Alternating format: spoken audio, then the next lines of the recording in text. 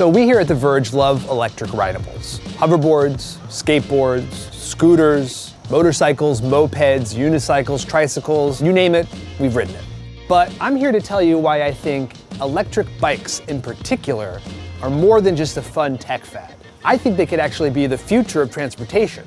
But that said, there's a lot out there and you don't want to get fooled, so here's some stuff that you need to know about e-bikes.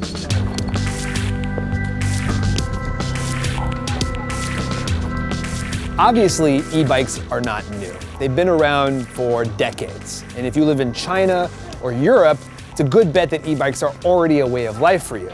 In Europe, for example, e-bikes have long helped older adults maintain independence and are just now really blowing up with younger riders. But here in the US, e-bikes are still pretty niche. They only account for 4% of total bike sales. Compare that to more bike-friendly countries like the Netherlands, where there are more e-bikes sold than regular bikes. Overall, experts predict that worldwide sales will hit $23.8 billion by 2025. But Americans are slowly coming around. Sales of electric bikes in the US have grown more than 8-fold since 2014. It took a long time to get to this point. Now, one of the first patents for an electric bike was registered in 1895 by an inventor named Ogden Boulton. Now, Boulton didn't actually end up making or selling any of his bikes, but amazingly, some of the same design details can be found in e-bikes today. A rear hub motor with a battery centrally mounted on the frame. Now, I know what you're thinking. What the hell is he talking about? Rear hub motor, amps and volts? I don't want to get ahead of myself, so let's talk about the basics before we get to why e-bikes are the future of transportation. So generally speaking, e-bikes are bicycles with a battery-powered assist that comes through when you pedal, or in some cases use a throttle. Pushing on the pedal activates a small motor that gives you a boost, so when you're zipping up a hill or cruising over rough terrain, you don't have to break a sweat. Twisting a throttle does the same thing, but without pedaling. So there are two types of motors. There's the mid-drive, which is located in the middle of the bike, usually between the two pedals. And then there's the hub motor, which is located in the center of either the front or the rear wheel. There are pros and cons to both types of motors. Hub drives have been around forever and tend to be cheaper and more versatile. They're really excellent motors for anyone needing a reliable e-bike for long, mostly flat commuting. Mid-drives are usually smaller and lighter and can allow for greater torque than hub drives, making them well-suited for hilly areas and off-road use. Their center position on the bike also creates a more balanced ride, and changing a tire on a mid-drive bike is usually less of a pain in the ass. E-bikes also tend to use different types of sensors to determine how best to dole out power. There are two types, torque sensors and cadence sensors. Torque sensors regulate the motor based on how hard you're pushing the pedals, while cadence sensors work off of how fast you pedal. Good bikes use torque sensors, while the low-enders have cadence only, and a lot of bikes use both. I highly recommend testing out both types of motors before buying an e-bike to see which is the best fit for you. Think about how you plan on using the bike. Commuting? Off-roading? Touring? The better e-bike brands usually match the appropriate motor placement with the type of bike they're selling. Most mountain bikes come with mid-range motors, while the majority of commuter bikes sold in hillless Amsterdam are hub-based. They see me rolling, they hating, trying to catch me riding dirty. Now let's talk power. Manufacturers will often offer power ratings for a variety of reasons. Until recently, power ratings were a way for bike companies to dance around Europe's strict importation laws, which prohibited anything stronger than 250 watts. But now the continent allows the sale of bikes with way more powerful motors, which is good because it allows bikes to be seen as a viable alternative to cars. Still, power ratings can be pretty subjective, and you can probably get away with just ignoring them. To get a better idea of how much maximum power you'll actually feel, check to see if they list the volts and the amps.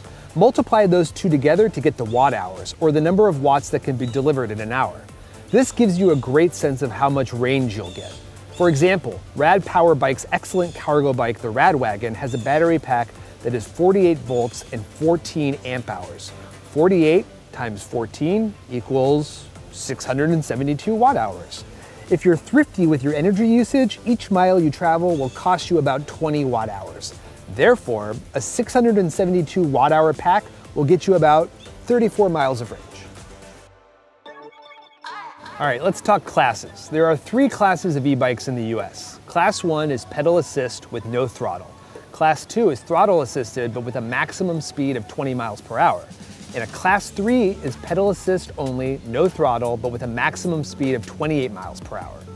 In Europe, they only have 2 classes. Class 1, which has a maximum speed of 25 kilometers an hour, with no helmet required. Class 2 is 1,000 watt plus motors capable of going 45 kilometers an hour, require a helmet, and can't be ridden on bike paths. They're basically motorcycles. So where can you buy an e-bike? Well, your local bike store is honestly your best bet. You're gonna get a selection that's been curated by the owners, and the folks that work there are gonna have answers to all your burning questions. Amazon is obviously another place, but there's some pretty serious trade-offs that you have to consider. Your bike could arrive pretty banged up, and the companies that sell e-bikes on Amazon are a little bit ephemeral. Here one day, gone the next.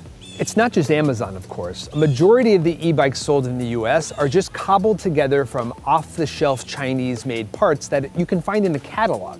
And if that sounds easy, it's because it is. It helps explain why there are like a billion e-bike companies on Kickstarter and Indiegogo trying to impress you with their flashy designs and futuristic tech. Many don't come with warranties or any customer support, and it's very likely that you're buying a Chinese model that's just been rebranded for Western marketing and sold at a markup. If you find an e-bike that you like, an interesting test is to search the bike specs on Alibaba to see if something similar is being sold in Asia. It might even be cheaper. All right, so I promised to explain why I think that e-bikes are the future of transportation, so here we go. First, it lowers the barrier to biking. So if you're someone who's older or you're stressed out about the strains of biking, it really lowers the barrier and it's easier to justify getting on a bike and just ride. You're more likely to ditch your car or delete your Uber app if you know you're gonna get to where you wanna go without getting sweaty and stressed out. And look, if you're worried about electric bikes taking all the fun out of cycling, well, you're wrong. A study of the cognitive and psychological effects of outdoor cycling actually found the same results for e-bikes and traditional bikes. Now let's say climate change has got you down. Electric bikes are way more sustainable than electric cars. They're gonna make our cities more livable and they're gonna help clear up traffic congestion. So as our cities are becoming more congested, some companies are turning to e-bikes to make their deliveries. Domino's Pizza recently announced they're going to be using rad power bikes to make pizza deliveries in some cities. UPS is using electric cargo bikes. German delivery company DPD is going to be using these really cute looking mini trucks that are actually e-bikes in disguise. E-bikes are changing the way that businesses are doing business. So the other day I was riding an e-bike to work and a remarkable thing happened. Well, first I wasn't killed, which in a city as deadly for bikers as New York is a minor miracle. But more importantly, I got to the office super quick, much faster than if I had taken the subway, and I wasn't a sweaty, stressed out mess when I arrived. Here, e-bikes are almost exclusively used by food delivery workers, and it got me thinking about how far behind the rest of the world the US is when it comes to bikes. We see them more as recreation than as transportation. Something to be used in fair weather and not in the rain and the snow like the Dutch do. But come on, our US women's team just beat them in the World Cup. Surely we can compete in the saddle as well. Our streets are designed for cars, and pedestrians and bikers are really just an afterthought. But e-bikes can open up a whole world, especially for people with different abilities. Look, they're not gonna solve everything, but I can guarantee that once you start riding, you're not gonna wanna stop. Did we make that word up? Is that a real word? Rideable? It's like a Lunchable, but you ride it. What the hell is that thing? Maybe it'll be really quick.